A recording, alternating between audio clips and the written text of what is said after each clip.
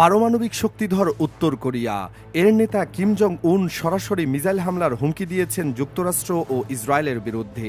তিনি শুধু তীব্র নিন্দাতেই থেমে থাকেননি, প্রকাশ্যে ইরানকে সামরিক সহায়তার আশ্বাস দিয়ে বিশ্ব রাজনীতির সমীকরণ পাল্টিয়ে দিয়েছেন। তার হাতে মজুদ থাকা অর্ধশতাধিক পারমাণবিক বোমার ছায়ায় এখন আতঙ্ক শুরু হয়েছে বিশ্ব জুড়ে। পৃথিবীর সবচেয়ে ভয়ঙ্কর অস্ত্র যেন হঠাৎ করে সক্রিয় হয়ে উঠেছে।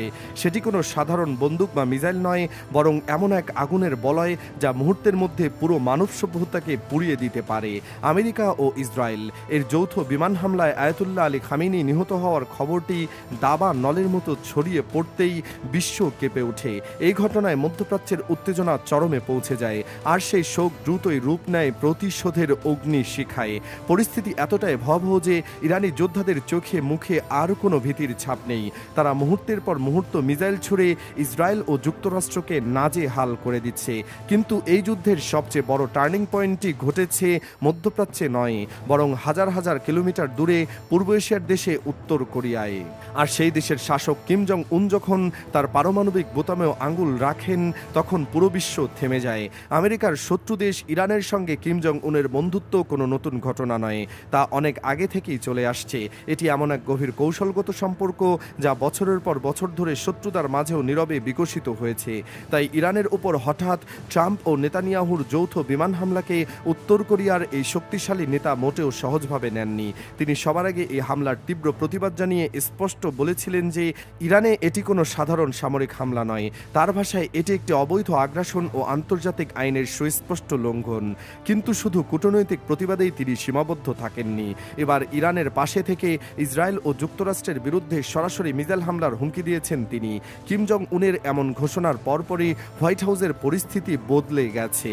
মনে হচ্ছে ট্রাম্পের কপালে চিন্তার গভীর ভাঁজ পড়েছে, কারণ এই যুদ্ধ এখন আর দ্বিপক্ষীয় নয়, এটি পরিণত হচ্ছে এক ভয়াবহ বিশ্বযুদ্ধের রূপরেখায়। একদিকে যুক্তরাষ্ট্র ও ইসরায়েলের পক্ষে অবস্থান নিয়েছে পারমাণবিক শক্তিধর ফ্রান্স, ইতালি, জার্মানি সহ পশ্চিমা বিশ্বের মোড়লরা। অন্যদিকে ইরানের পাশে পারমাণবিক শক্তিধর রাষ্ট্র চীন ও উত্তর কোরিয়ার অবস্থান যুদ্ধের গতিপথ একেবারেই অন্যদিকে মোড় নিচ্ছে। কিম জং উন স্পষ্ট জানিয়েছেন, আমেরিকা ও ইসরায়েল বরাবরই অন্য দেশে অযথা গ্যাংস্টারের মতো গুন্ডামি করে থাকে। তারা যেন আন্তর্জাতিক আইন নিজেদের পকেটে রেখেছে, আর তাই তাদের কাছ থেকে ভালো কিছু আশা করা বোকামি। বিশেষ করে খামেনিকে হত্যার পর যখন ইরান দখল করতে তারা মরিয়া হয়ে ওঠে, ঠিক তখনই তাদের বিরুদ্ধে হুঙ্কার দিয়ে ওঠেন কিম জং উন। তিনি জানিয়েছেন এবার ইরানকে সাহায্য করতে তিনি তার সামরিক ভান্ডার থেকে আধুনিক মিসাইল পাঠাতে চান। তার ভাষ্যমতে তার একটি মিসাইল তাদের সবাইকে ধ্বংস করে দিতে যথেষ্ট। বিশ্বের সবচেয়ে আধুনিক পারমাণবিক অস্ত্র ও মিসাইলের ভান্ডার কিম জং উনের কাছে রয়েছে। এদিকে ইসরায়েলের প্রধানমন্ত্রী বেনিয়ামিন নেতানিয়াহুর বাসভবনে ইরানের হামলার পর ইহুদিরা এখন আতঙ্কে দিশেহারা হয়ে পড়েছে। তারা বুঝতে পারছে যুদ্ধ এখন তাদের দরজায় এসে ঠেকেছে। ট্রাম্পের যুদ্ধবিরতির প্রস্তাব ইরান সরাসরি নাকচ করে দিয়ে একের পর এক মিসাইল ছুড়ে মার্কিন ঘাঁটি ও ইসরায়েলি স্থাপনা গুঁড়িয়ে দিচ্ছে। কোনোভাবেই এই যুদ্ধ থামানো যাচ্ছে না। আমেরিকা ও ইসরায়েল কাঁধে কাঁধ মিলিয়ে ইরানের বুকে একের পর এক আঘাত হানছে। তেহরানের আকাশে চলছে যুদ্ধ বিমানের ধোঁয়া, মাটিতে পড়ছে বোমার ছাই। ইরান একা, কোনো মিত্রদেশ এখনো এগিয়ে আসেনি তার পাশে। মুসলিম বিশ্ব চুপচাপ দর্শকের ভূমিকা পালন করছে। এই মুহূর্তে উত্তর কোরিয়ার কাছে 50টিরও বেশি পারমাণবিক বোমা মজুদ আছে। শুধু তাই নয়, প্রতি বছর আরও 6 থেকে 12টি নতুন পারমাণবিক অস্ত্র তৈরি করার সক্ষমতা তার হাতে। তার আন্তঃমহাদেশীয় ব্যালিস্টিক মিসাইল সরাসরি আমেরিকার মূল ভূখণ্ডে আঘাত হানতে পারে। ইসরায়েলকে মানচিত্র থেকে মুছে দেওয়ার ক্ষমতাও তার আছে। ভেবে দেখুন, যে পারমাণবিক বোমার ভয়ে আমেরিকা ইরানের ঘরে আগুন লাগিয়েছে, যে পারমাণবিক শক্তির আশঙ্কায় নেতানিয়াহু তেহরানের ফাইটার জেট পাঠিয়েছে, সেই একই জিনিস কিম জং উনের হাতে শুধু আছে তাই না, সেটা তিনি প্রতিদিন বাড়াচ্ছেন। আমেরিকা যাকে নিয়ে ভয় দেখাচ্ছে, সেই আসল শক্তির দিকে তারা চোখ বন্ধ করে রেখেছে। এখানেই শেষ নয়, উত্তর কোরিয়া ও ইরানের সম্পর্ক কেবল মিত্রতায় সীমাবদ্ধ ছিল না, এটি ছিল এক গভীর প্রযুক্তিগত অংশীদারিত্ব। 2003 সাল থেকে পারমাণবিক শক্তিতে সাহায্য করছে পিয়ংইয়ং।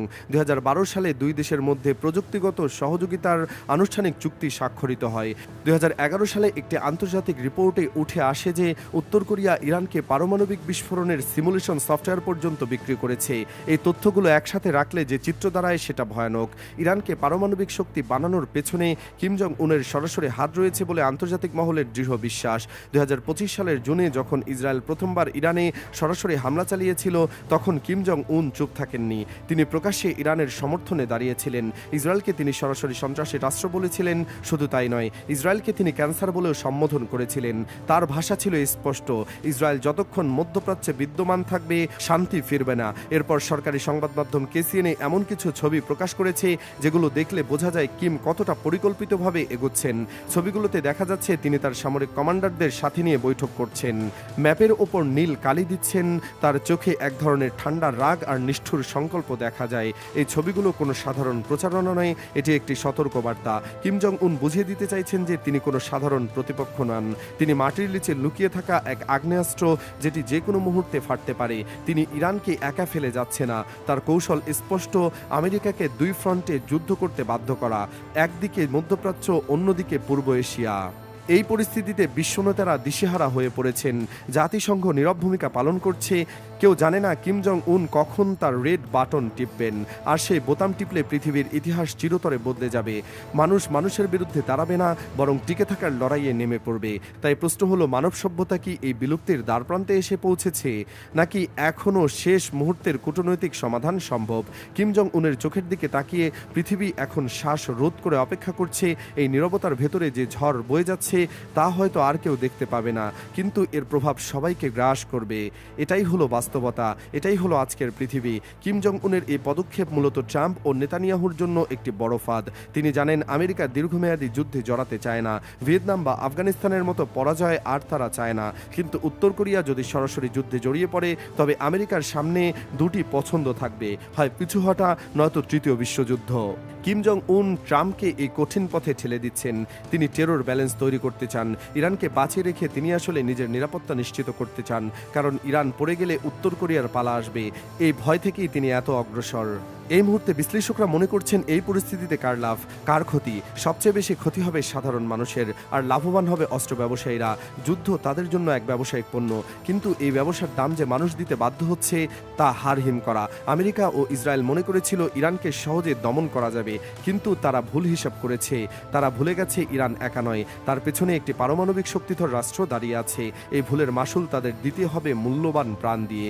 এখন সবচেয়ে বড় প্রশ্ন হলো, ট্রাম্প কি কিম জং উনের হুমকিকে গুরুত্ব দেবেন, নাকি তিনি আরও বেপরোয়া হয়ে ইরানে আবারও বোমা ফেলবেন? যদি ফেলেন, তবে কিম জং উন তার হুমকি বাস্তবে রূপ দেবেন কিনা তা নিয়ে কোনো সন্দেহ নেই। আর তা হলে শুরু হবে সেই চূড়ান্ত বিপদ। পৃথিবী হয়ে যাবে এমন এক জায়গা যেখানে আর কোনো বিজয় থাকবে না, থাকবে কেবল ধ্বংস। ভেবে দেখুন আসল জায়গাটা। কিম জং উন বুঝতে পারছেন, ইরানের পারমাণবিক কর্মসূচি যদি শেষ হয়ে যায়, ট্রাম্পের উৎসাহ বাড়বে। তখন পরের টার্গেট হবে উত্তর কোরিয়া।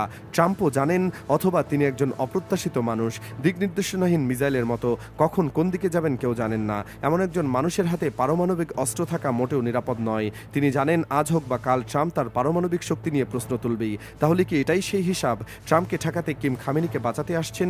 ইরানকে বাঁচিয়ে রাখতে পারলে আমেরিকার মনোযোগ মধ্যপ্রাচ্যেই আটকে থাকবে, উত্তর কোরিয়ায় আসবে না। এটাই কিমের অঙ্ক। দক্ষিণ কোরিয়ার প্রেসিডেন্ট সম্পর্ক উন্নয়নের চেষ্টা করেছেন, কিন্তু ফলাফল হয়নি, কারণ কিম যা চান তাই করেন। তিনি কারো কথা শোনেন না, কারো চাপ নেন না। রাশিয়া ও চীন সবসময় তার পাশে দাঁড়িয়েছে। এখন যদি এই তিন শক্তি রাশিয়া, চীন আর উত্তর কোরিয়া ইরানের পেছনে এসে দাঁড়ায়, তাহলে যে ছবি তৈরি হবে সেটা তৃতীয় বিশ্বযুদ্ধের খসড়ার চেয়ে বড় কিছু নয়। শেষ প্রশ্নটাই সবচেয়ে ভয়ানক আর সবচেয়ে জরুরি। কিম জং উন কি তার বন্ধু খামেনির পাশে দাঁড়িয়ে আমেরিকার বিরুদ্ধে নতুন যুদ্ধের মোর্চা খুলবেন? যদি খোলেন, তাহলে এই গ্রহে মহাযুদ্ধের আগুন জ্বলে ওঠা প্রায় নিশ্চিত। আর সেই আগুনে পুড়বে না কেবল মধ্যপ্রাচ্য, পূর্বে পুরো পৃথিবী। কিম চুপ আছেন, কিন্তু তার হাতের রিমোটে 50টি পারমাণবিক বোমা অপেক্ষা করছে। পৃথিবী অপেক্ষা করছে শ্বাস বন্ধ করে। এই অনিশ্চয়তা, এই আতঙ্ক আর এই রহস্য কবে কাটবে? আকাশে কালো মেঘ জমছে, আর মাটিতে শোনা যাচ্ছে বিস্ফোরণের গর্জন। মানুষের চোখে এমন আতঙ্ক আর অনিশ্চয়তা, শুধুই অপেক্ষা কখন নেমে আসবে চূড়ান্ত বিপদ।